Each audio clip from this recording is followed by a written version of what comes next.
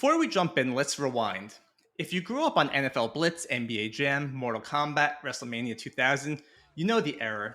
Midway and Acclaim weren't just games, they defined an attitude. Midway was chaos and competition, arcade energy, over the top gameplay, and some of the most iconic cabinets of all time. And Acclaim brought the same energy home wrestling, Turok, Shadow Man, gritty, weird, and unforgettable. These brands didn't just publish franchises, they published flavors. They made games feel wild, loud, and unfiltered. Fast forward to today, two new chapters with the same DNA. Midwest Games and the revived Acclaim are channeling that spirit into something new. Back then, it was about breaking the mold, but today it's about redefining the field. New platforms, new tools, new ways to play. And if they have it their way, that same spark is coming back. Smarter, sharper, built for what's next. Ben and Alex are both the founders of Midwest Games and Play Acclaim. We are super excited to have you both here today. Ben, I'll give it to you first. Thanks for joining me. How are you? I'm doing well. Thanks for having me. Excited to chat. Love the retro reminder vibes. Uh, Gotta love it. Big piece of my childhood and just thinking about when built my company. A lot of it was built off of kind of some of the things I grew up with. When you walked into the arcade, were you more of a Blitz and an NBA Jam, Mortal Kombat? What type of player were you?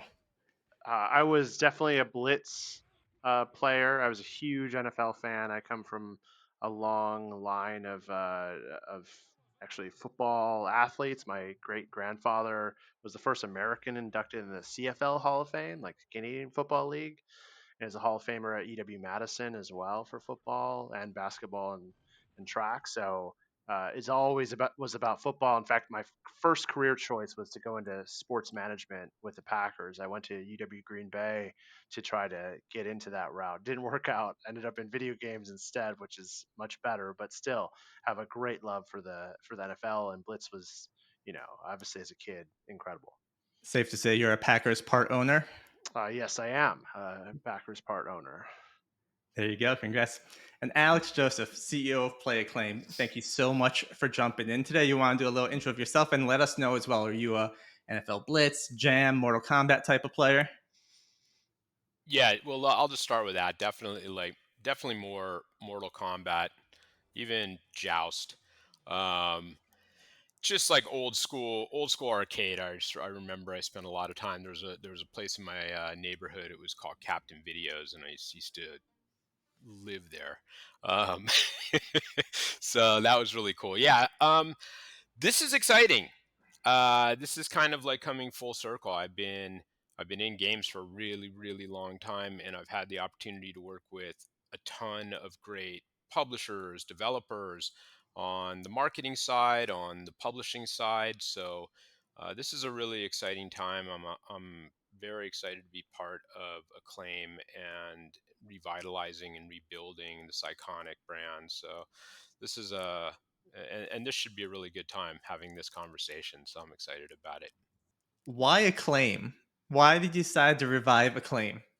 So, okay, very good question. And it was not just my decision. I was involved in it. I had some folks come to me, I don't know, a little over a year ago, year and a half ago, and talking about, they were all industry people, heavily embedded in the industry, people I had known for a long time, said, what do you think about, looking at some sort of like an iconic brand that we could sort of revitalize and then just do really cool stuff and sort of in line with that brand identity, but uh, for a new gaming audience.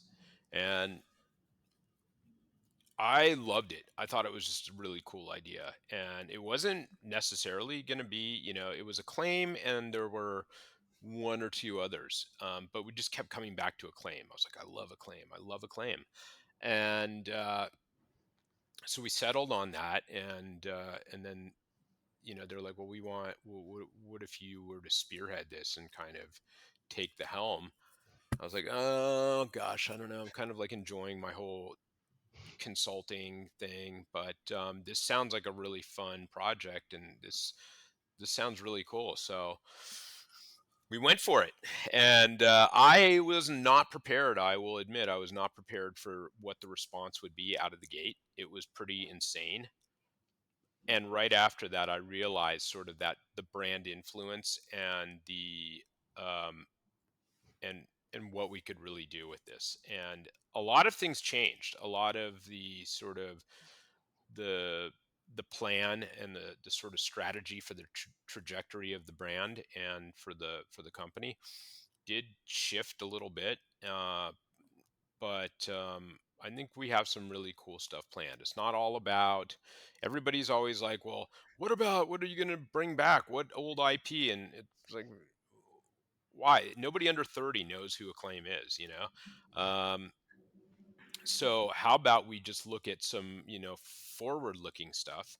We look at some really cool things that are in line with some of the old IP and some of the old greats where you can say like, oh, this is kind of reminds me a little of this. This is like, there's some sort of connection, but it's for a new audience but it still resonates, I guess, with that nostalgic, gamer and the iconic Acclaim brand. So that's sort of the objective, and that's where we're going, and that's I'm super excited about it. Yeah, I am too. Like I said, I feel like it's the rebirth of the era that we kind of grew up in gaming, and we're going to hopefully start to see that energy with some of the smaller double A indie titles that are coming out. Before we jump too much into that, let's just talk about what games are you playing today, and maybe what's exciting you about the gaming industry as a player of video games. And Ben, you want to kick this one off?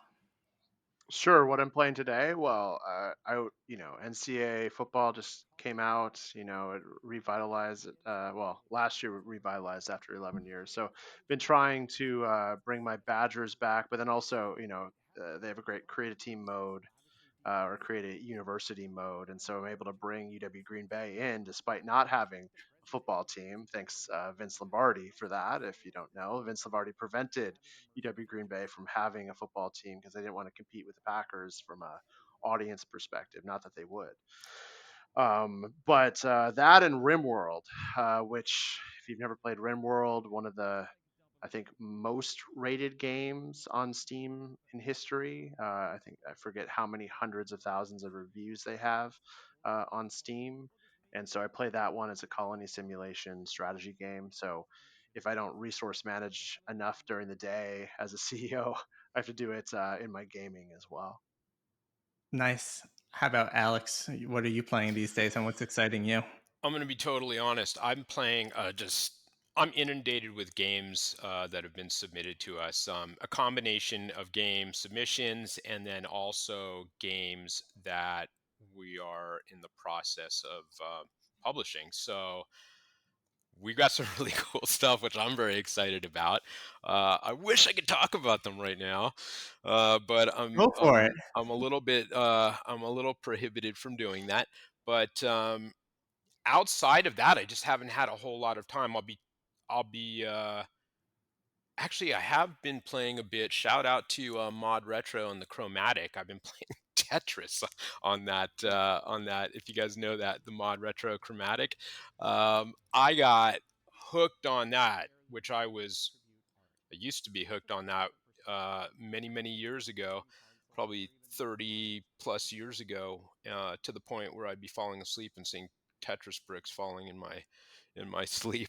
But that is just still as addictive as it once was, and that's a really cool device. So, um, but I've been pretty inundated with game submissions, and we have some really cool stuff. So that's pretty awesome. How do you make time? I guess for both of you, right? I mean, you want to play these new hits that are coming out. You also want to check out these cool indies that are coming out. And to your point, you're probably getting hundreds, if not thousands, of submissions of games that want to be published by you, right? Like at some point, gaming must be a chore, not a hobby anymore, right? And how do you kind of click your brain from work mode play to casual mode play? You want to start That's this a one out? Yeah. difficult one because, I mean, you kind of hit the nail on the head, like the whole chore and hobby. When it's your work, the question is, is it still a hobby or is it now your work? And how much of your work are you going to want to do in your off time? I still love to play. I think I'm a lot more selective in the games that I play and the games that I'm playing for just sort of leisure time.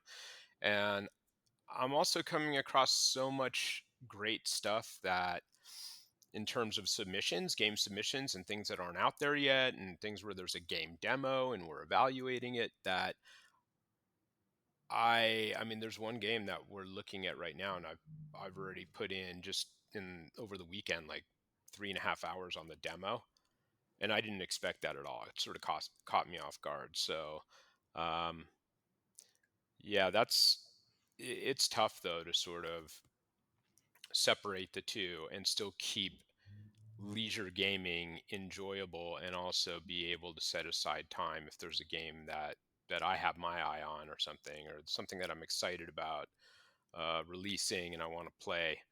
So carving out the time for that. Yeah, it's funny you say that. I find myself going a lot back to kind of just the games I know, Fortnite, because Mm. you could just kind of turn your brain off. It's it's an interesting moment because a lot of people, because of just the amount of content and things you're getting swarmed with at all times, whether it be games or shows or whatnot, a lot of us go back to that, wherever we feel comfortable. I think that's the reason people love Steam, because it still feels like it's from 20 years ago. There's like something comfortable about that. And some of the games you used to play, or just know, like, you don't, at the end of the day, like, our days are so full of so many different things happening, for, as a business owner, like fundraising and, managing a team, trying to come up with all the strategy. I just don't want to learn something like new, so I go back to a game that I'm used to. It's something I already know the parameters around. I know I can just dive in, I can zone out. But as far as playing titles, I love games. I could play games all the time. I think what people don't think about with some of the games, like, oh, it must be cool to like see all these new games all the time, reviewing them, like evaluating them.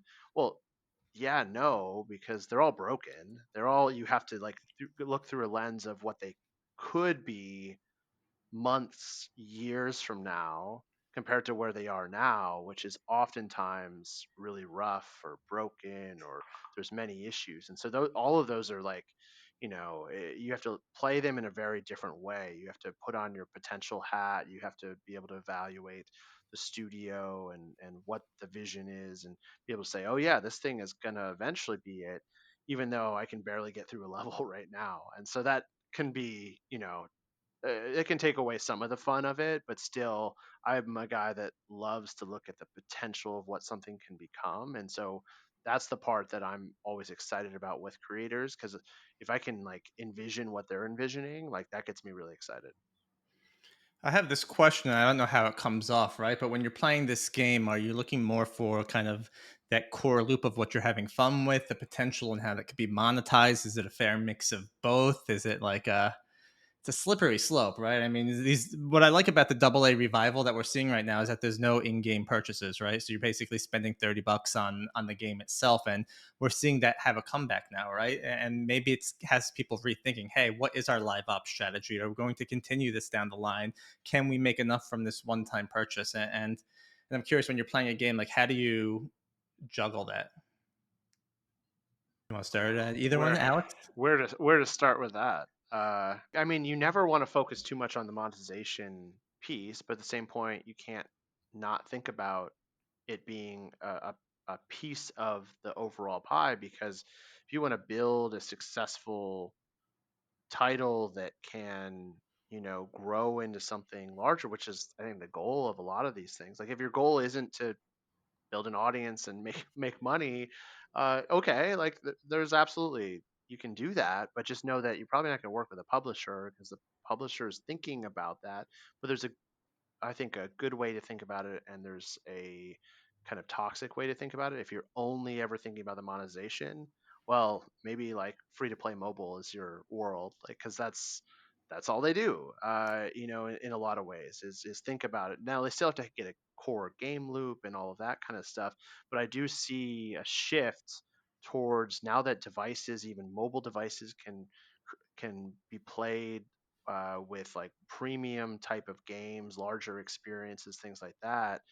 Yeah, there's a lot more of just like one purchase and that's it. And so then if that's really the strategy, you have to make sure that you're at the right price point. Does it evaluate against the rest of the comps around it and still not look like it's overpriced?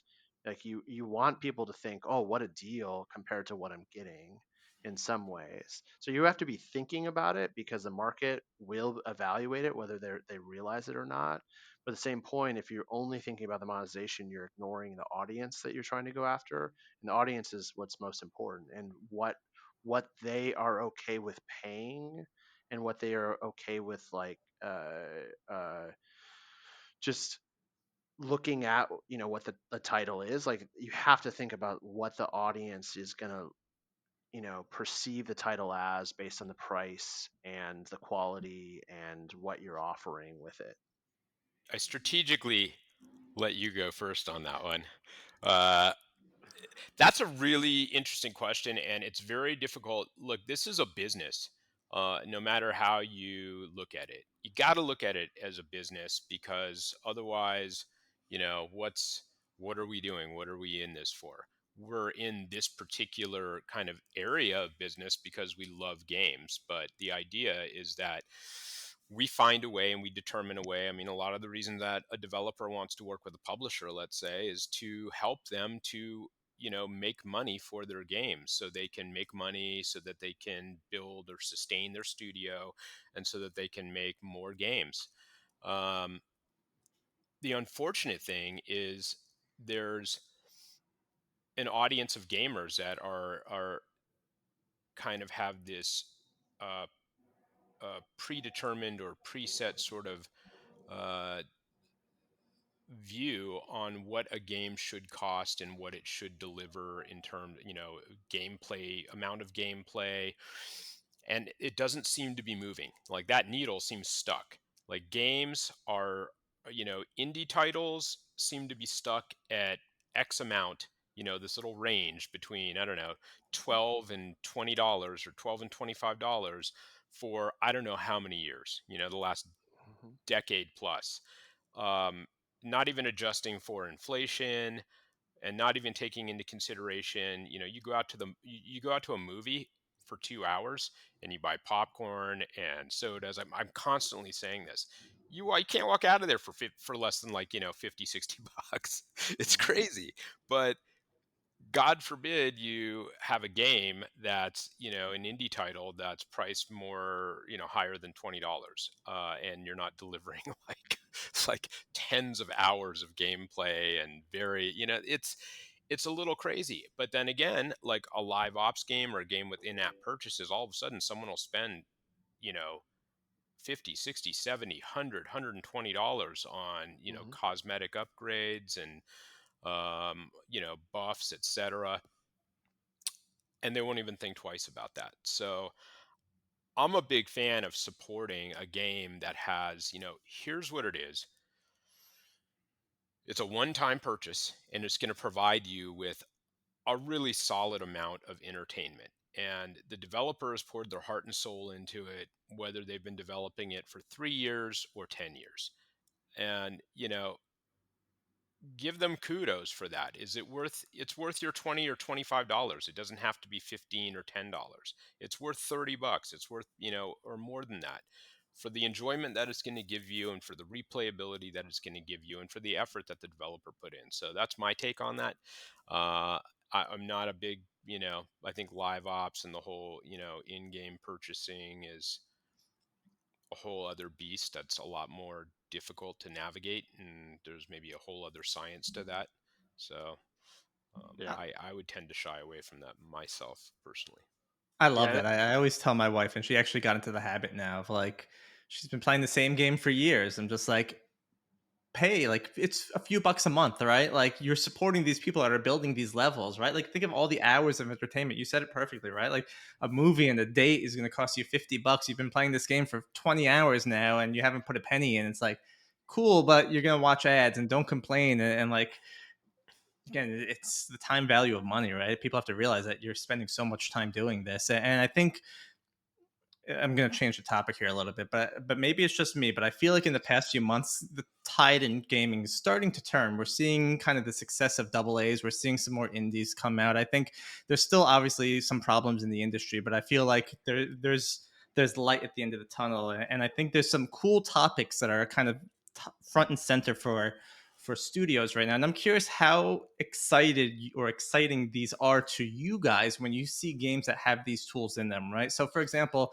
the first one we hear a lot about these days is UGC. It helps build community, it helps build engagement, it helps build monetization strategies, right? Are you interested in technologies like this? And when you see a game that comes up in front of you that has a plan for that, does it create a little like spark of excitement for you? I think that I definitely think that that can be a very cool. We're actually dealing with this and kind of with one of our titles right now. I think depending on what type of game it is, UGC can be extremely valuable, and it can help to build and foster a community and an interaction and create longevity for a game. That said, I think it unfortunately, or fortunately, whatever, it requires a little bit of oversight and policing, so things don't go haywire. Depending on what type of content it is that is able to be created. Um, I think it's a really important part of gaming to have. This is such an interactive art or activity that it's so important to make the community and the players feel a part of the game and integrate their creativity versus just having them play, if that makes sense.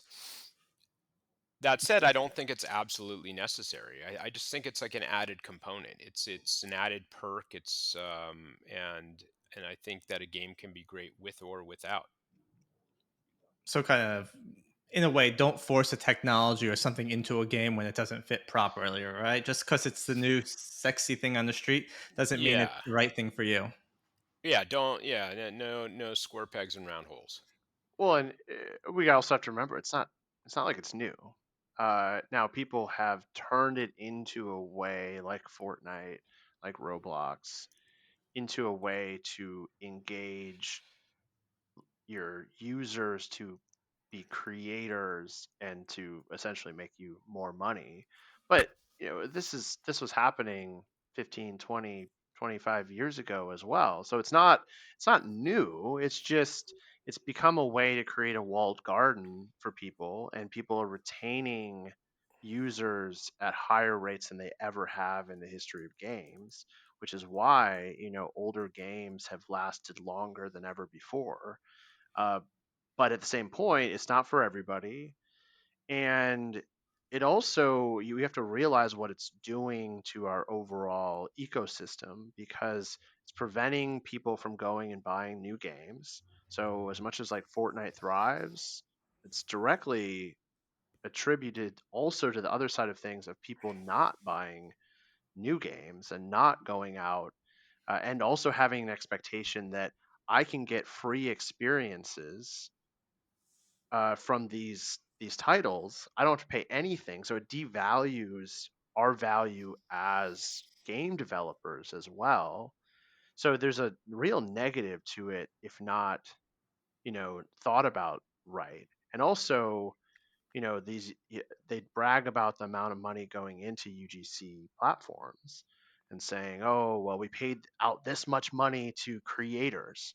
But they don't but if you do the calculation per creator that has put out something, people are barely making anything off of those except for the platform, except for the game.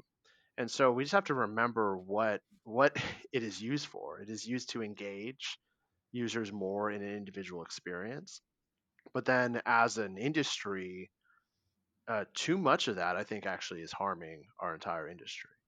And I think it could become a real problem if Fortnite were to able to retain all their users for the next 20 years, because of all everything like that, the rest of the industry is going to look very different than it looked in the past.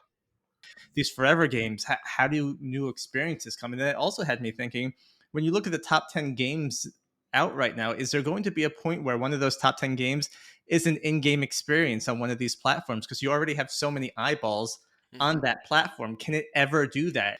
All right, let's jump to the second thing I see being top of mind a lot these days is discoverability. People are talking about Steam. It's getting hard to be discovered on Steam. Steam is throwing a lot new kind of Next Fest, Summer Games Fest, all these other things that are on there. So they're having all these Steam sales. From what I'm seeing more games come out on platforms like itch.io. I think it's reminding me of my high school days. We used to like do the web games in there, and it seems like they're coming back. And I'm curious if these web games excite you guys at all, if it's things you're paying attention to, and are you seeing kind of, or how are you helping some of your studios with discoverability? So web games create accessibility to games. It is a low barrier of entry towards these titles, and so as the idea of the democratization of platforms, being able to play any game anywhere on any device, web fits really well into that. You can basically take your web game, even put it on Discord now. So the ability to just easily access games is going to continually increase the amount of gamers worldwide, which there's already close to 3.8 billion. Uh, and a lot of the limitation on why it's not 8 billion is just the accessibility to be able to play games easily from anywhere in the world. And so I see it as an accessibility piece that will open it up, but how does that work with the monetization piece? I think we're in kind of an early stage, probably more similar to when mobile was first coming online as a viable gaming download location. I see it needs to be figured out. Is it going to be part of like larger services? Are we going to see folks like Netflix go on and attach into the web game space in larger ways, or are we going to see uh, are we going to see others just try to figure out how they can put their game on really any platform imaginable? And so it's an exciting point because anybody can game, but how are we going to adjust to the limitations that are on web in comparison? And does it match what the market is looking for? Does the TikTok generation want those kinds of gaming experiences? If so, they're going to take off in a huge way because you're going to be able to access them anywhere. So I think it's an exciting time because we have a lot of new ways people can play. We're not stuck on a console or on anything like that. And if you can imagine it, you can probably figure out a way to play it on something that you wouldn't normally think you could play games on. Have you played any WebGL games recently? I'm an advisor on a group that put out a game on Discord, called, well, it's just blackjack, and they got over 1 million MAU on that game on Discord. So yeah, so that one, but not a lot of others. Like a lot of the games we review and support are PC focused first, Mm-hmm. but I am seeing more of that kind of come up, and I think traditional publishers don't look at that as much because they're smaller, more focused experiences, but it's actually huge opportunities. I think we're going to see some new publishers or new entities explode by focusing in on that a bit and that being their specialty. So it's that part's exciting, but the traditional folks, it's really hard to take your the ways that they evaluate things and evaluate risk and then put it towards kind of this new wave of and new types of games. Yeah, it's interesting. I mean, you even just mentioned the Netflix model. I mean, and they're in gaming, but it makes perfect sense, right? Like you already could go to Itch. You have a well curated list of games you can scroll, and obviously Itch is just like it, but you could sell that subscription for it and just charge people with access to that high premium Well, it becomes a discovery challenge at that point. I think one of the biggest problems and challenges right now is just discovery of games that you want to play, and how do you feature. We don't have a player curation platform in the entire industry. Like, nothing serves you just what you would want to play. It's always based around, well, how much will the platform make off of this? And it's a Mhm. calculation on their end to serve you the thing that is ultimately going to make them the most amount of money. It might not be the thing that you want to play. So we don't really have a player curation platform. I think somebody's going to come up with a way to do that and serve the game that you really want in the moment that you want it. My fear of that would be the Pandora effect, right? You listen to Pandora long enough and you just get the same band that's playing over and over again, right? And then you're stuck in first person shooters. How do I ever find out the latest Yeah. casual game that's coming out, right? So that would be kind of phase two of that. I mean, what you get, look at your Netflix. It does that. It does Yeah. a consumer curation of what it is. And so yeah, if you just watch, holiday rom-coms, you're gonna get a lot of Right. that. How about Alex? Have you kept your eye on the web space at all? Is it something that excites you? It's interesting. I have not had my eye on it at pretty much at all. It's definitely interesting. I think there's there's something there in terms of future and future growth. Not super high on my radar right now at the moment. You asked the question about discoverability. I think that's just a bear. It's really,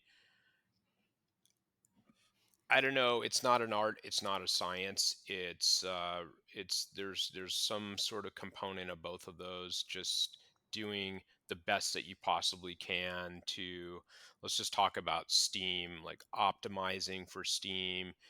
Taking advantage of every single possible tool, or every tactic that you can utilize to take advantage of the algorithm and to exploit and promote the game in every way that you possibly can on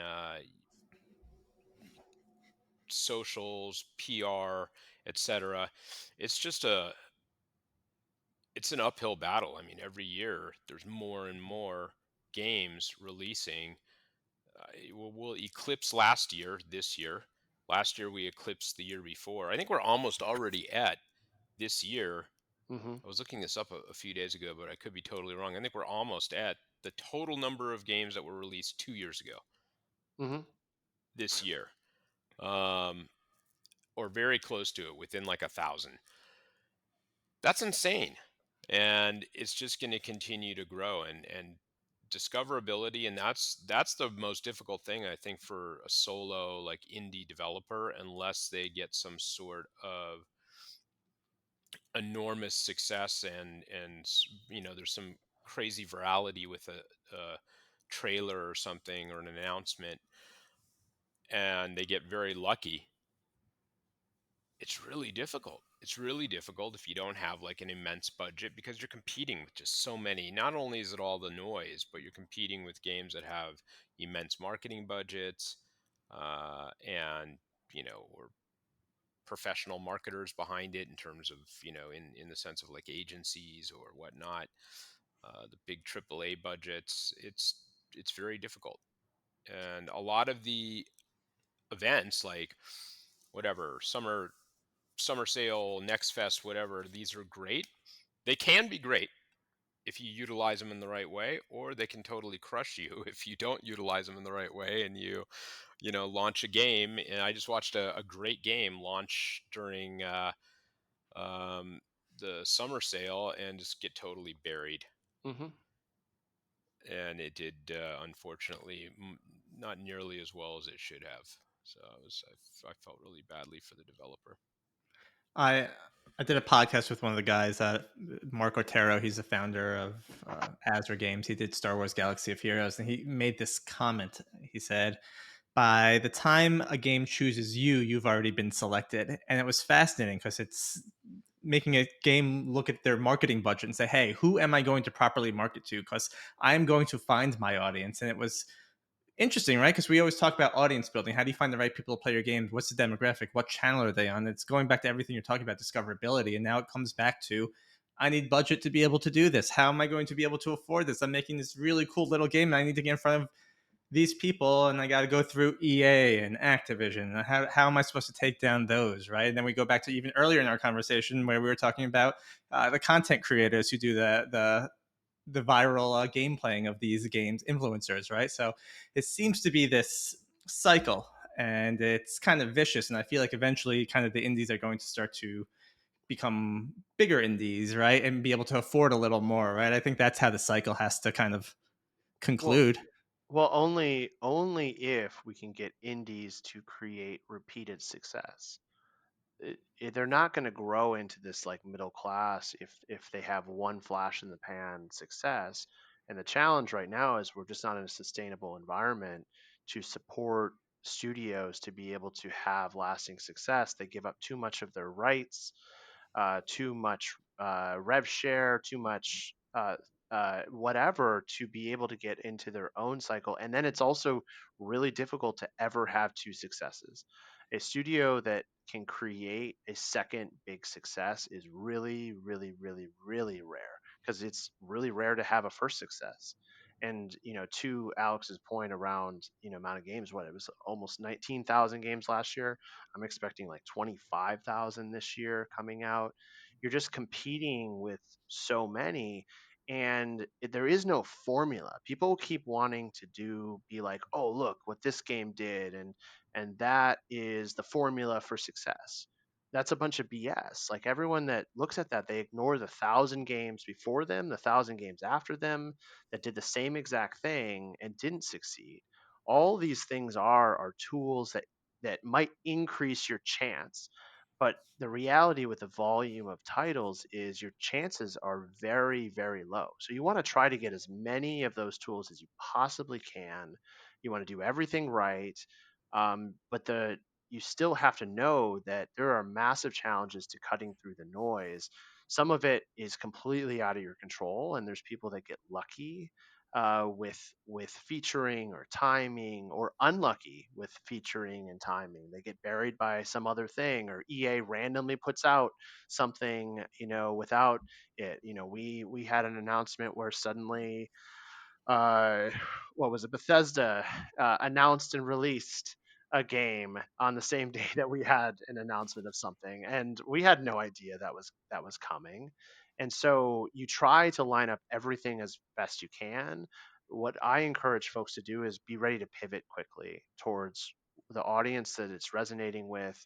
Uh, engage them more. Go down that hole of, like, it might be an unexpected rabbit hole, but you got to go down it and be ready to just like run at that if you start to see traction in some area. So you have to be very nimble and flexible in this environment, because you have to find, like, whatever trail you can find, go after that trail and see if it leads somewhere. Because there is no tried and true way of doing things. You can't just, oh yeah, we're going to do this beat, this beat, this beat. We're going to have, we're going to be at GameStop, we're going to be at Walmart, we're going to be like, that world no longer exists. I mean, you can make some money off of that if you have a game that gets to that level, but for the most part, you have to be able to take all the best practices and then try to put your own spin on it and find your own audience in your own unique way. And if you're able to do that, like, that's where you can see folks finding success.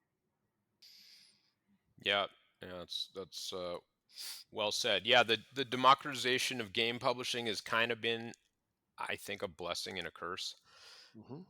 Whereas it makes it very easy and accessible in terms of being able to create a game and get it out on, make it available to the public, whether that's on Steam or console. I think Steam, it becomes really, really difficult because you're not, console. There's an opportunity if you're discovered there to get some to get some support from the various platforms. I think you see that a little bit more than with Steam, where you're not even going to ever talk to anybody. Um, Nobody's going to discover you and reach out to you. And going at it alone, you only know what you know. So you can only get as far as you can. And what you don't know is like this enormous abyss that can really work against you. So it just makes it so much more difficult for an independent developer. And I think that's a lot of times why they'll look at partnering or working with a publisher. I mean, at the end of the day, I always liken this industry a lot to music. Back years ago, I was kind of uh, a little bit involved in the music industry, just kind of on the fringes and with some of the people that I hung out with in SoCal. And it was the creatives were, the musicians and the people that were creating awesome music and had these awesome bands. And then there were the, music record labels or record music publishers or whatever that were the business side of things. And it was a little bit of a screwy dynamic, but the the creatives, they didn't have the they want to make awesome music and then go out and tour and make money and party. And which was awesome. But who's going to do the business part of it, and who's going to market and record and this and that, right? And cut and edit, and so it's very similar, I think, that dynamic and that relationship. And but it's a lot more collaborative, and I think that there's really good opportunities for developers to work alongside publishers in a very collaborative way and get their game uh, help them to get their game much further than if they were to just go at it alone. I love the "you only know what you know" comment. I think that's something that kind of strikes home here, but it's everyone should be aware, right? You only know the stuff that you know. I don't know how Steam works. Someone else has been there before, and it kind of leads to what Ben was saying. It's like you need to learn from the experience of the people that have been here before, right? We've fallen, we've gotten back up, we've wiped off our knees, and we hopefully learn from that, right? And years down the line, through the cycle, we will fall again, but the idea is to keep learning from this experience. And if people have gone through discoverability issues, if people have gone through how to get my game listed on Steam or how to market to the right audience, right? Like, why are you going to try learning from? Why are you going to try starting to learn from scratch? It leads into why do we go to a publisher, right? I think if I'm an indie studio, I'm thinking to myself, if I go to a publisher, I'm going to have to give up half of my rights. I'm going to have to give up half of my IP, and I'm screwed. What does publishing look like for a studio's perspective? What are they forfeiting? Maybe that's not the best word to use, but that's the one that came to mind. Well, I mean, what are they getting? Like they get those services, they get the support, and I think the knowledge in this space expires pretty quickly these days. Your knowledge of Steam, with how fast Steam is changing, expires at a certain point. If you released a game 2 years ago, is it still relevant to what Steam is today? I would argue it's not. I would argue it's a completely different system than it was 2 years ago. And so what you're getting is the most up to date knowledge to give you the best chance of success by having a partner that has resources to help complement some of the gaps that you may have as a developer. Every developer is different. Some people might be really good with community building and social. Some developers are not. But what a publisher does is provides a lot of those experiences for a developer to be able to essentially gain them without having to learn them. And the learning piece takes a long time. I believe that to really understand publishing as a holistic entity, you have to be in it for 10 plus years. It's not something you just can problem solve and work your way through, because by the time you do, because you're only putting out a game every so often, you lose your knowledge quickly. It's just really inefficient to do it that way versus a group that is always doing this. My One of my comparisons I said to somebody the other day was, listen, like, it's not that a game developer that just put out their game is wrong. They're kind of like a fitness like YouTuber.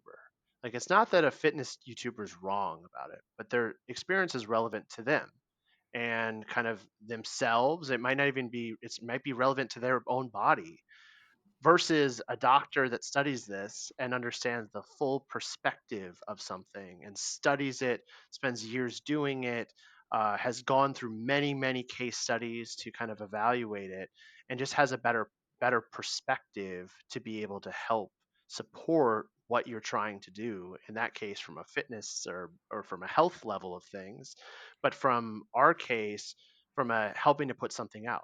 Now, it doesn't mean that it always is going to go smooth. It doesn't mean that it's going to be perfect, and it doesn't mean that the YouTuber's wrong.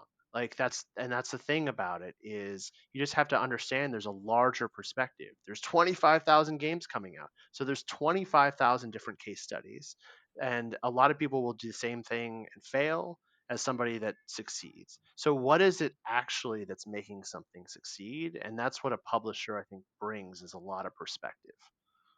I think the most important thing that a developer should sit and ask themselves is how much of this do I want to go at all on my own? What am I good at? What am I not good at? Where could a if I was to work with a partner like a publisher, what do I need from them? Where can they help me? And what am I bringing to the table for them?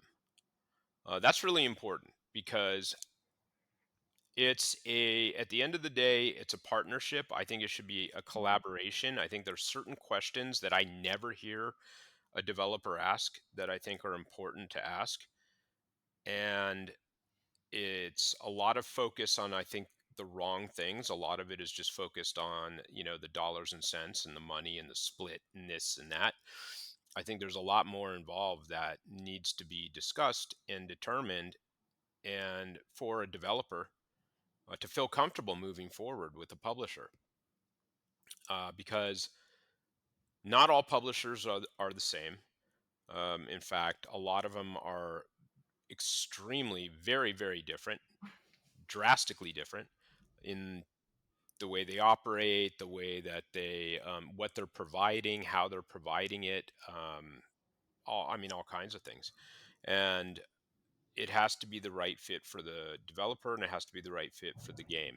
That said, I think the obvious things that a developer is looking for from a publisher is maybe some funding, maybe some marketing support. That's not something that they want to handle on their own.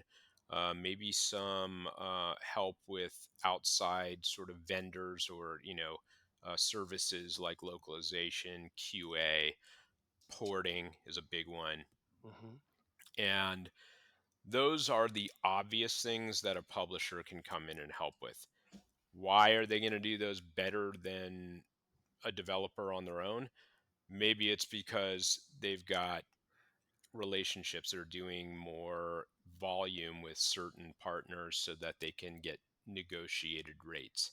Maybe it's because they've vetted certain partners and they've been through three different localization companies, reporting companies. They know, okay, these two leave us hanging. This one always delivers on time. They're thorough, and we get through LQA, and everything is peachy. They're solid. They're not going to waste our time. They're not going to waste our money. Maybe it's because maybe the publisher has solid relationships with like the consoles, Nintendo, Xbox, PlayStation, and are able to negotiate marketing support or whatnot for a game. Uh, any number of things, but I think without getting too long-winded, the important things that a developer should be asking is, well, how can you help me without being heavy-handed and changing my game or being or trying to be a creative, because I've got that down. What can you bring to the table for me in terms of feedback and play testing and to help me make my game the best that it can possibly be? And that's what I never hear a developer ask, and that's super important, right? I want to drive that point home when we're talking to developers, and I'm always part of those conversations because I want to look at a game and I want to be able to I want to see it, and I want to be like, okay, I see where there's an audience for this game, and I get where that audience lives, and I dig this game. This game's cool. But I want to be able to explain, hey, this is what we're going to bring to the table. We're going to put a lot of effort into this besides like the dollars that are going to be spent. This is how we're justifying what we're going to take in terms of what we're asking for in terms of this is a collaboration and a shared venture, and this is what we're going to provide to you in terms of feedback for your game to help you make the best game possible. Because at the end of the day, we all want to, whether it's a single, a double, or a home run, right? Not every single game is going to be a grand slam, home run, sell a million units, but we want the developer to walk away at the end of the day feeling like that was a way better experience than I would have had on my own. Like I wouldn't have gotten anywhere near that level of response Mhm. for my game or sales on my own. Well, Alex, I think you just said a key thing with that is it's all in comparison to if you were to do it yourself. Is it is it driving like an above and beyond? And sometimes the amount you can get is only so much, and sometimes like it gets you into something that you would have never gotten into, whether it be like a showcase or a featuring with a partner or things like that. And that one thing could be all the difference between having something that ultimately is drowned out by everything else versus something that actually gets featured, gets a lot of sales, and you're able to kind of grow past that. The other thing I'll say is there's also I think new ways that we can be approaching this whole publishing model. Like there's the traditional way that's all about rev share, IP rights, or like long term like attachments, and then there's we created shadow publishing where it is a for hire service. We don't take any rev share. We don't take any IP rights. You can just hire us. But in order to do that, you have to budget so that you have money to be able to pay for these services that then you don't have to give up your rights on the back end because you actually have the money on the front end.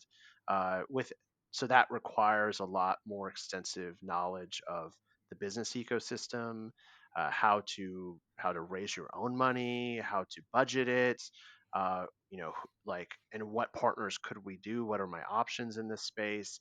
And so I think a big piece of this overall is we need developers to get more sophisticated in the business end of things because that will allow them to really have options on the table versus if they don't understand that they're running a business and they're just going after their creative endeavor, which fine, if that's what you want to do.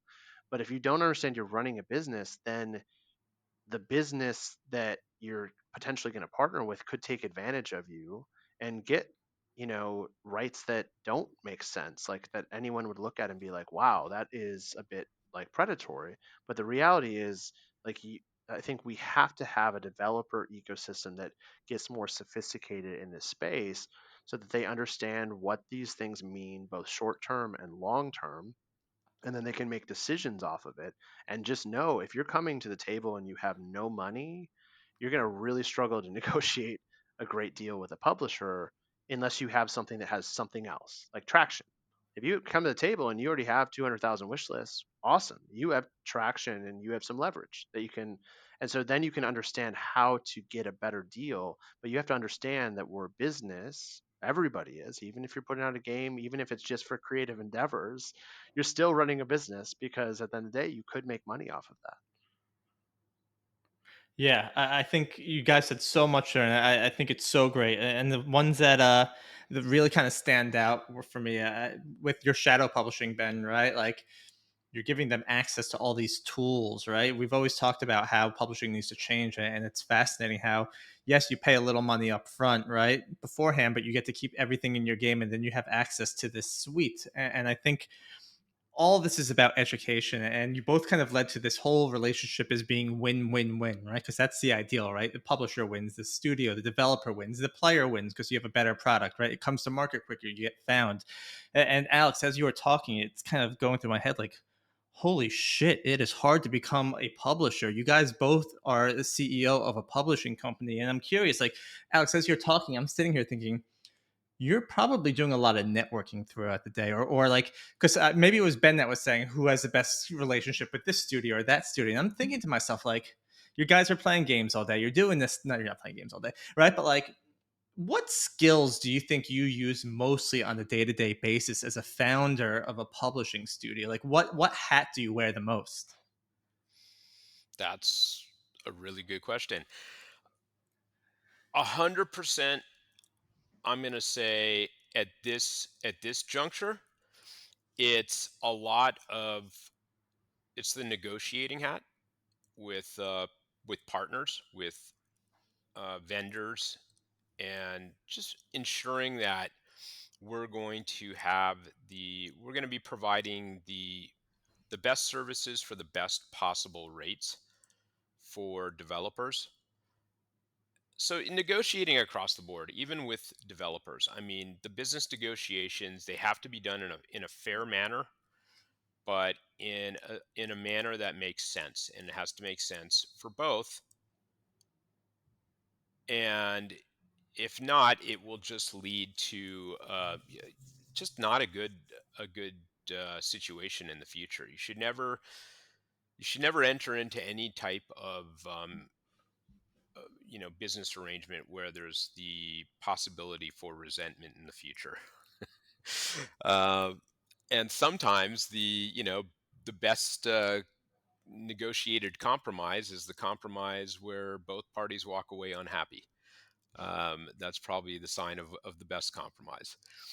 But that, I would say that, and yeah, a bit of the networking, and then just keeping management is sort of the high level. It's just keeping the train on the tracks and having really, really solid people that you can count on and that you can trust implicitly, and that will come to you if there's a question about something, and if you need to weigh in. So that's one. I'd say the other area is just being aware, highly aware of everything that is going on, but not having to micromanage or be involved in every single thing. All right. You're very business focused. That's what I'm getting from In your that sense, yeah, monetization like answer. on That's the answer. Like, as all right, he's all about that, and I love it, man. Like, you need that look at it when you're looking at a company, right? Like, you're here to grow the company. You're here to make the smartest choices yeah. possible, right? Like, and I love that. I'm super. I'm very aware of spending other people's money. In fact, it's something that, like, I have no problem. Like, I just like bleed through my own, but not really. But I'm much more judicious and just aware of what I'm doing and how I'm spending with other people's money. And but overall, I'm also pretty laid back. I'm not like all businessy CEO. Mhm. Um, I had like someone on my team today just be all like, I just love that you're like chill. I'm like, well, I don't know how else to be. There you go. It's just how I am. So, There you but go. it's worked for me so far, fortunately. What about you, Ben? What do you find yourself kind of which hat most often? Yeah, I'm constantly in solutions or like problem solving, or like more the sales opportunity, looking at something and saying how could we make this work? How could we take what they're doing and support them in the best possible way to make an outcome that is beneficial for them? And then what is the right justification for what we get for that, and how is that, and is it fair at the end of the day, and is it, to what Alex said, you know is it gonna is it gonna be good, a year from now? Are you still gonna like each other based on that, or is there something in this agreement, or in, you're working with, that is gonna actually probably sour over time? Because it is sometimes something looks very positive, especially like people just don't realize maybe something, and then down the line it will come back and bite you because you didn't really think about that piece of it. So a lot of it is just like, how do we think about the long term of what we want this thing to be, and create an agreement or create a partnership that will work both in the short term and long term. And sometimes that's not possible. Sometimes it doesn't work. You have different long term goals, or different short term goals, and so I have this problem solving hat on, or I guess like putting a puzzle together. I'm always putting puzzles together. That's all I do all day long is like puzzle solving, and it's a lot around kind of the business and negotiations and sales, and then the networking. Like how could me meeting somebody benefit somebody else that obviously then it also can benefit us in what we're doing, and how do all those pieces work together. And so I network a lot, like, and obviously my LinkedIn stuff has like gone viral at times, and it's all about kind of like making those connections, making that network so that you can create the best solutions for somebody else that ultimately, yeah, benefits us, but in a fair way, like because other people are getting benefits from those things happening, and we're able to come up with a way that we can all work together to be able to push forward. And this is like a lot of it has to do with our business style is a bit different than most.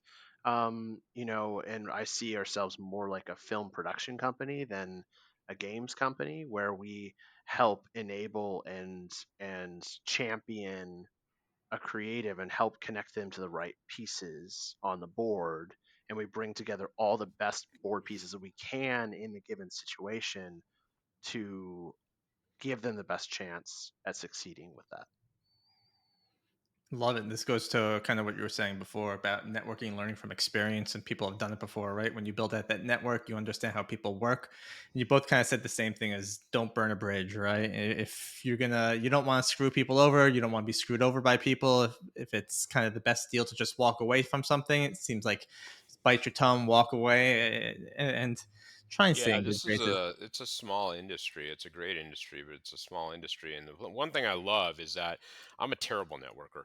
But like I'm not going to Gamescom. I'm like I just feel like I'm gonna be way more effective staying home.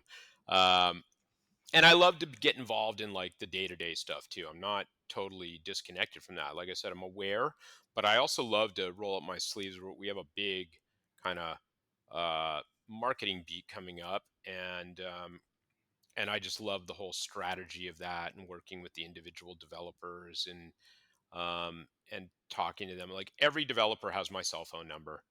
Like call me if you want to talk. And sometimes there's one of them that lives somewhat close to me, and we get together and go have lunch every once in a while. And I love that. It's really cool just to sort of bond. Uh, but the what was I talking about? The in how small the industry is. I totally went off on a tangent. At GDC, it sort of dawned on me when I was just running into people and meeting up with people, because after the whole Acclaim announcement, everybody was like going cuckoo and like, "Hey, let's meet up at GDC." Hmm. And it really hit me how long some of these people have been in the industry, and how I there's people that I know that I've known for 25, 30 years. And it's so cool. It's so cool to see them still around, still in the industry, being able to like reminisce and talk about things from back in the day. It's just really, really such a cool, warm industry. And I can't imagine that translating to anything else, maybe film and music, but this is probably a lot less douchey. Debatable. When you become a publisher, right? Do you tell yourself, I'm going to be looking games in the United States only that target these genres, or are you pretty much open to saying, hey, you know what, we're going to listen to triple A's, we're going to listen to single A's, we're going to listen to indies, right? Like, or are you laser focused? For me, I would say that the door is open. I want to see everything. I know there's certain things that maybe are not our cup of tea. I can look at something and say, this looks really cool, but it's probably not a good fit for what we're doing." Whereas other things, I can look at them and say, like, this is an Acclaim game 100%. Um, I don't think it matters where it's from. Like, we have a very interesting and diverse lineup in terms of our developers. They're from all over the place. We've got, developers in South America, Europe, uh, Australia, Africa, North America. So 5 different continents. Um, and they're all really cool games and very interesting and very unique, very different from each other. So it's yeah, it's pretty awesome. They're very different genres. Some of them are the same, um, or similar at least, but they're different genres, different styles of game, different uh, development scenarios, and it's a whole mix. So we're looking at everything. I think the one thing that we've really been focused on is not kind of blowing the bankroll on one game. There was a lot of stuff that was being presented right out of the gate where people were like, yeah, hey, we got this awesome game and it's sort of in the concept phase and we just need 15 million and we're going to be able to, get that prototype ready. And we're like, yeah, it's not going to be a good fit for us. Like, I don't talking about anything that's where there's not, a prototype or MVP or something like that, I don't think is a good idea, especially in this environment and in this sort of climate with games and who knows what the economy in general. Um, You brought up a good thing, and I actually got a question from an audience member, which is very exciting. So thank you, Justin. For a publisher, where does the money actually come from? Is it private equity? Is it something we're allowed to talk about? it's my piggy Well, bank. It's I mean, one of my piggy banks. it depends. I think Alex said earlier, like every publisher is different. Every publisher is funded differently too. It could be via someone's personal like bank. It could be via venture. It could be uh, an offshoot underneath some company.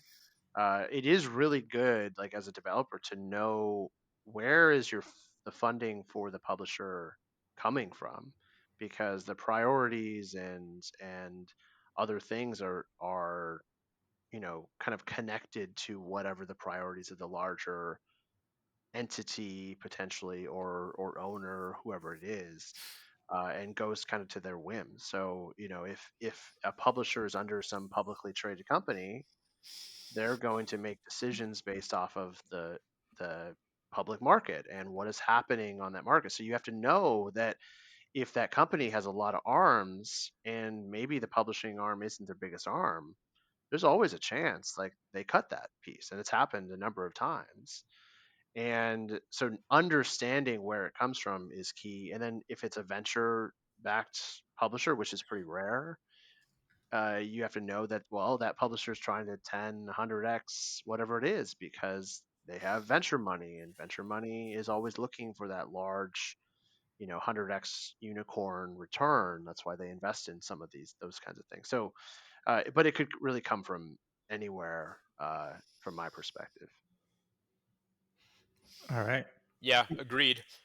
uh, but that is a very good point that I didn't really ever think of, and I think maybe my initial reaction if a developer was like, who's funding you or where's your funding coming from, would be like, well, that's none of your business. But that is actually a very good and valid point, and maybe a very good, if I was in the shoes of a developer.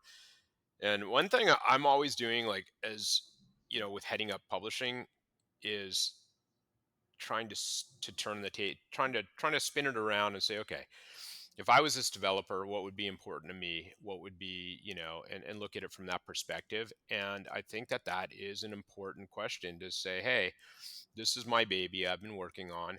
I want to know that, first of all, you guys are likely to be around in a couple of years, and or by the time my game comes out, and that you're going to be able to support it, and that you're, um,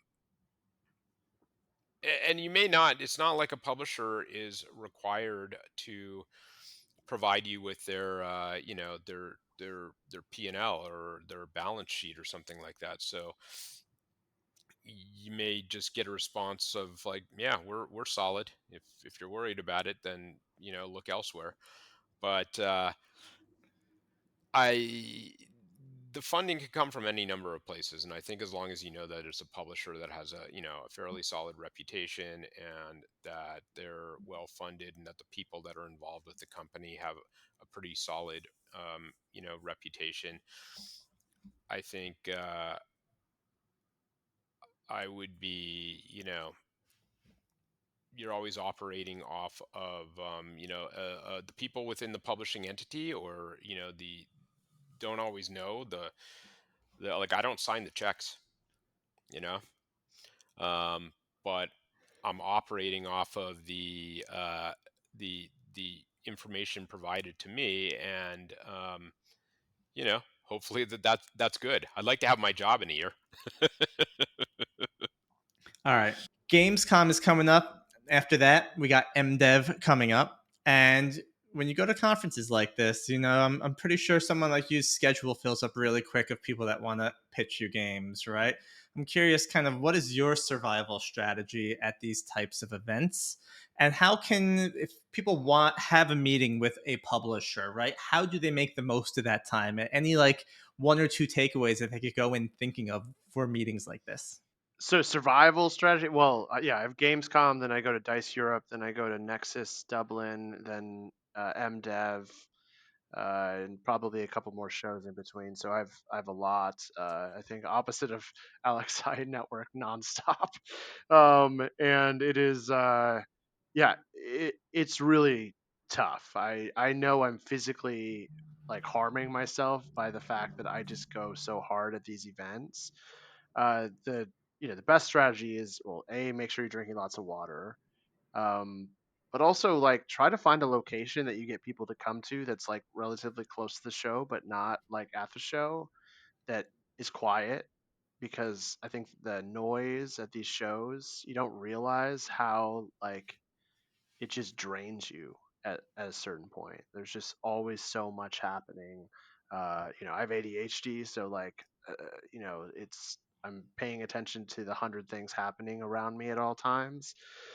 And so, trying to find that space where you can really focus, it makes a deeper conversation, which I think so much of this is continuing to build bridges or maintain bridges, or just opportunities to connect, because you never know. I don't know if Alex has the same experience, but you just never know what's going to happen. Somebody goes to some new job, or some opportunity within a company happens. Suddenly they want to partner with you, or they want to like look at opportunities to collaborate. Or if you're looking for jobs, like they suddenly will be like, hey, they'd be really good for this kind of role. And so, I think it's just a matter of like pacing yourself as much as you can. I try to put in little blocks before and after meetings, although those tend to disappear the more packed my schedule is, because I also have FOMO. I never want to miss out on an opportunity, because you never know the one that might lead to something even more exciting for myself or a partner, or something else. And so, yeah, it's just always a bit absurd. And then, something like MDev, which I help to plan and everything like that, is just a mess, because there's so many things you want to think about strategically, and how you're supporting everyone at the show as well. But it's, I don't know. I love going to shows, but I also am like, oh my god, the next 3 months are going to be absurd. I'm going to get very little time with my wife and my dogs. And luckily now, like, I live on a lake in the middle of Wisconsin. And so at least when I'm back here, it's like super chill. And I'm not like in the madness of LA, which I am sometimes, still in LA part of the year. And you don't really get much of a break, because there's always another thing happening at that point. Nice. What about getting one pitch? If you're going to give someone some of your time, or at Oh, an event like yes. that, what's the best strategy you could give someone? Uh, get to know them, like get them to become an ambassador for you and for your idea. Like, get them as excited about the idea as you are, and they'll naturally want to continue to push it forward with their team, with anybody. If you just come in as just like trying to sell something, like we see it all day every day, like, make me passionate about it, make me excited about its potential, make me want to see it come to fruition. And if you can figure out a way to do that with somebody, like you have a much higher chance of, even if they're not the ones invested. Guess what? We all know each other. I'll be like, oh, this publisher would loves these types of games. Like they would, I'll connect you.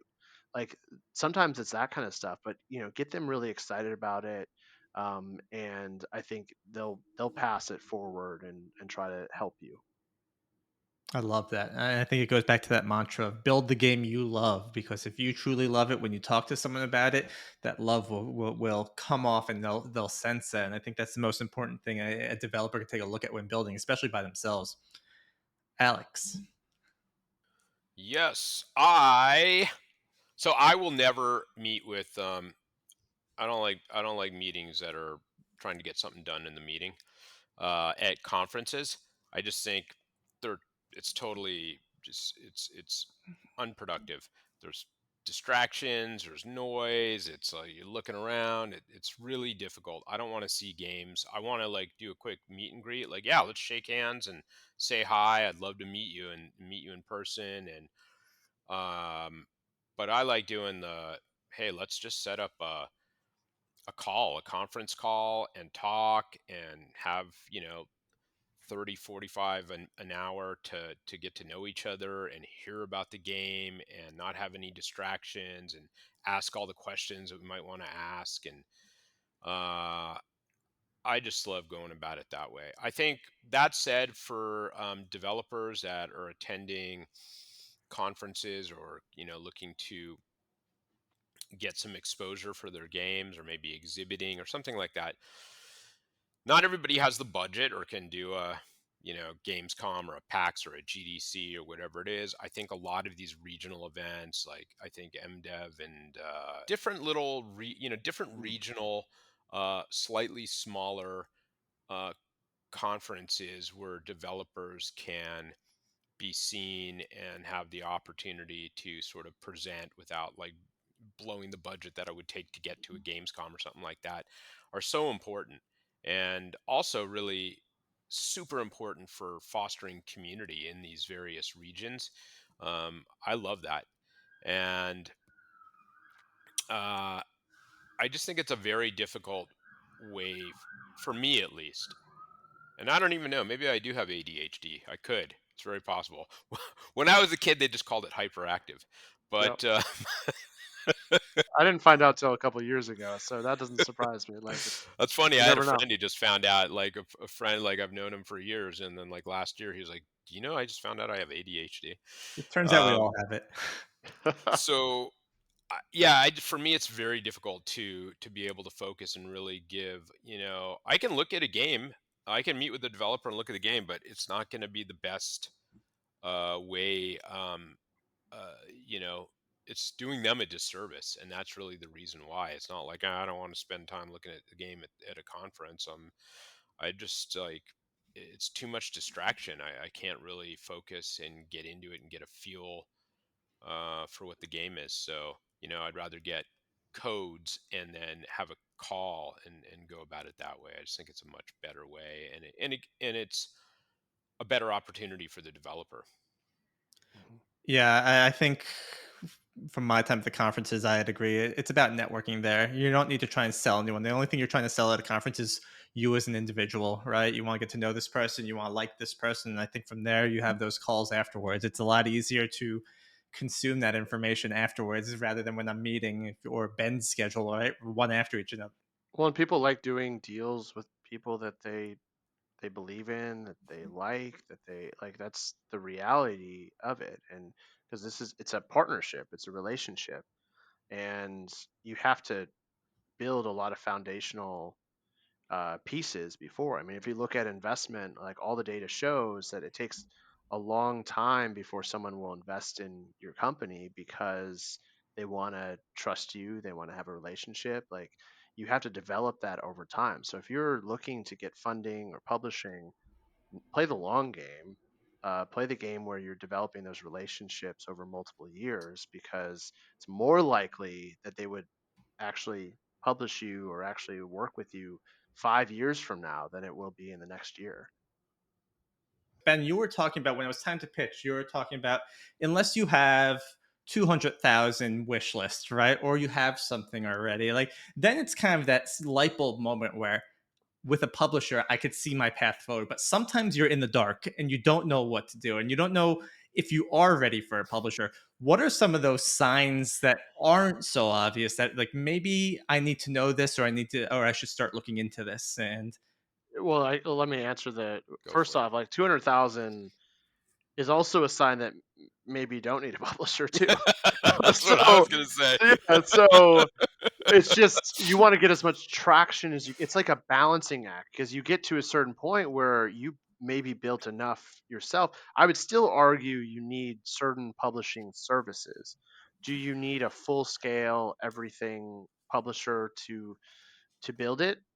Maybe you still do, and maybe you don't. I think you're always evaluating where you are versus where you want to get to, and what is the best way to move into that. And and the reality of the current environment, so we'll just talk right now, is you're going to have a really hard time attracting a publisher without something you can show that they can potentially like ideally play so they can really can get trust in it, because again you're building trust, building faith that you can get to wherever it is, and that you have some kind of momentum. Now the momentum could be from internal user tests where you're able to show a ton of data around all of this and you're able to verify because you had hundreds of people or something like that, or it's done via, hey, we announced it publicly, we were able to get this traction, we were able to get this interest, we retained users for 5 hours in a row because like all of those things are different ways to be able to say, hey, we have something, it's somewhat validated, not all the way, you're never going to be fully validated with it, but we have some signals that are really positive, and we think if we get more support with these signals, we're going to succeed down the line. And that's when you should really be thinking about, how could I get that support? Most likely it's going to be a publisher. If you have no money, a traditional publisher completely makes sense. If you already have budget, let's say you had venture dollars in, something like our shadow publishing might make a ton of sense because you already have dollars, you could pay for the services and keep your rev share. So you always have to be evaluating it based on where you're at, where you're trying to go, and what traction you're seeing. And the more traction points you have, I think the better chance you have at getting a publisher in the current environment. That's that's solid, and I, I also just feel that if you're, if you're looking at or thinking about pitching a publisher, get a good idea of what the publisher that you're, the publishers that you're talking to, what it is that they're typically looking for and how they work.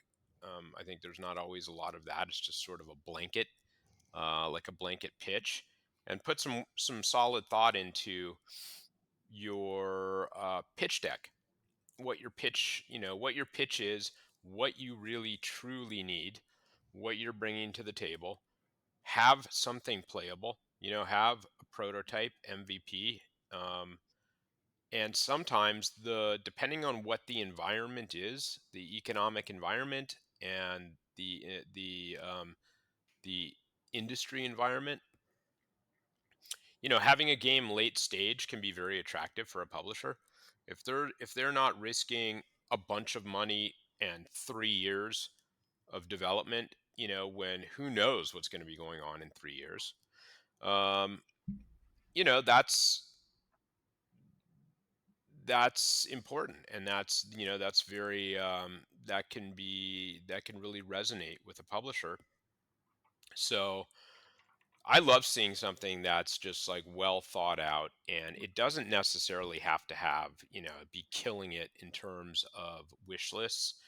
It's understandable if a developer like they don't really know how to market the game, or they haven't done a bunch of Mhm. marketing, or they haven't done any marketing, but they have an awesome looking game. They have like a really solid prototype or a really solid demo, and the game's coming out, inside of 12 months, and it's it fits really well with, there's an audience on PC and also on console, and they've thought out their budget, That's an important one. Sometimes I see just sort of like an arbitrary number. It's like we need, you know, $750,000. Like, okay, well, where's that money going? And does it make sense for this game, for the level of development that's going into this game, for the size of the team, or is it that you're just trying to sort of fund your studio? Like, is Mhm. this now a publisher is going to look at this and be like, is this really a collaboration and a partnership, or is this like a contract for hire?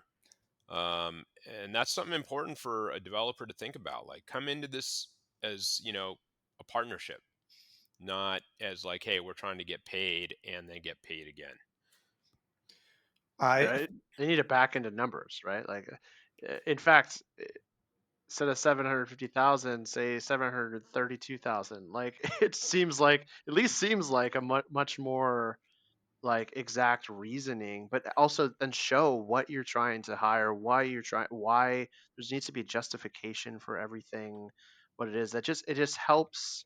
What you never want to have is a red flag in a publisher's head of being like, that doesn't make sense.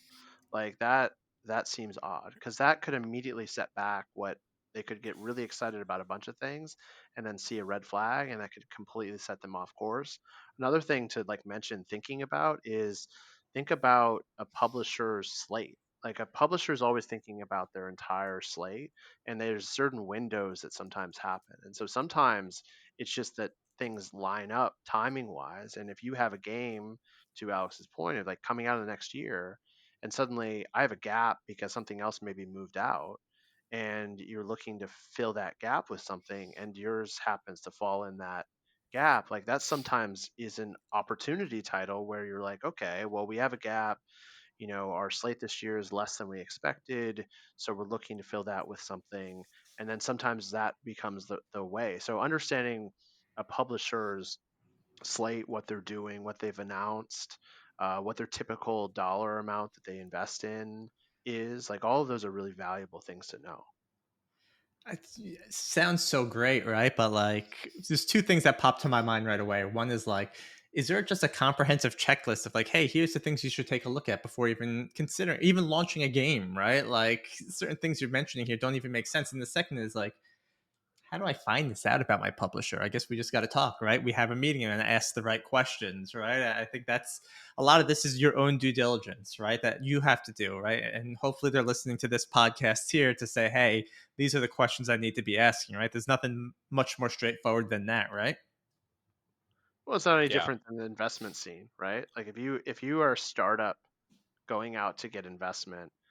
Now the difference is a little bit, not all of them, but there's some investors that will list this stuff on their website. We do this range, we do this type of investment, we do pre-seed, seed, Series A, whatever it is, and maybe they'll do some of your homework. But the reality is, you have to do homework with every investor to understand what they're looking for, how you might fit. And what that often means is, I have talked to thousands of investors at this point, and it's just, you have to talk to a lot of folks. It's a lot of legwork for identifying what could be just one group, and that's what you have to do in order to find kind of the right publisher. Otherwise, you're operating kind of blind, and your offer might reflect that. Even if they do offer it, you might be going with somebody that's actually a really bad fit for you. Well, you have both dumped a ton of awesome information here. I feel like I got to go and just kind of reread and relook at this type of data. Love the idea of kind of this new generation of Acclaim versus not versus Acclaim and Midwest games, kind of building kind of this next generation of games, and I think it's going to bring kind of good spirit into the gaming industry. I feel like there's just positive vibes that come from publishers like this to help kind of raise studios up. I can't thank the two of you enough for taking all this time to answer all these silly questions, Thank good you. questions. Yeah. Um, Before we go, I'm going to let you each say goodbye and let us know where we can find you. And if you want to talk about anything you're releasing, I know Alex isn't allowed to, but hopefully he'll come back one day. But let us know where we can find you and your information, Alex. Yeah, we'll be talking about some stuff very soon. So that's the tease right there. Just keep keep aware and keep watching. We'll be announcing stuff soon. And there's a submission form on the playacclaim.com website. We can link to it. We'll have it on the player-driven blog. Is IGN the one that's going to get these hot takes? You're going to drop them off on the IGN next or whatever it is?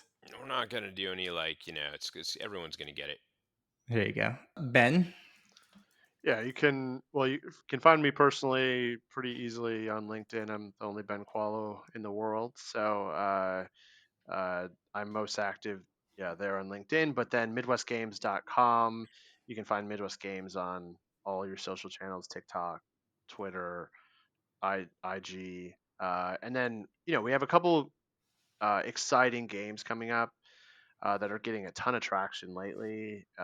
Tomb Water, which we just did a reveal of a map, full map that we got some really good press around. There's a demo out right now, so if you're not familiar, it's a Souls-like Western, kind of in the classic Zelda pixel art, but vastly bigger than Zelda. Somebody said on the level of Red Redemption 2, and I was like, okay, I'll go for that. And then we have a game called The Legend of Babu. Also, just recently went viral on Instagram and TikTok, which was exciting. And so, essentially, a action adventure from a studio in Turkey. You're a young kid with a big fluffy dog named Babu, and go on an adventure. You can ride the dog. They're your companion. They help you solve puzzles. So, really exciting one as well that we're working on. Nice. It's been awesome. This has been super exciting. I really enjoyed this. Nice. I appreciate both of your times. So here's what I'm walking away with, and what I hope you are too if you're building something new right now. Publishing is a partnership, not a surrender.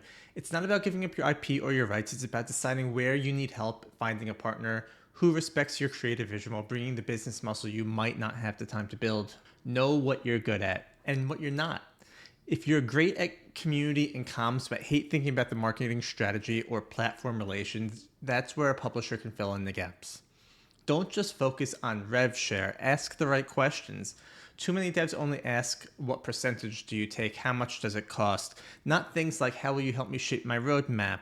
Or what relationships you have with Steam or PlayStation or Xbox? Or how do you support testing, feedback, and localization? Or even why those are important.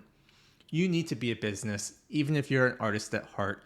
If you're walking into a deal without budgeting and this is your baby, or understanding the scope creep or planning for long-term monetization, you're giving the other party leverage. Understand the business or find someone you trust who does. Shadow publishing is an option. Ben mentioned an emerging model where studios pay upfront for services instead of giving up long-term royalties or IP. That takes more prep, business readiness, but it gives you full control. Worth exploring. The first game is hard. The second game is even harder. Sustainable success doesn't come from one hit. It comes from building the foundation and learning what scales. That's why choosing the right publisher support at the right time matters more than ever. There is so much more, but if you are looking to learn any more, you can check out the Player Driven blog. We have links to everywhere you need to go to find Ben or to find Alex. And if you like this or you know anyone that would, please let them know about it, share it with them. And if you have any questions, drop in their comments. Thanks for listening and have a great rest of your week.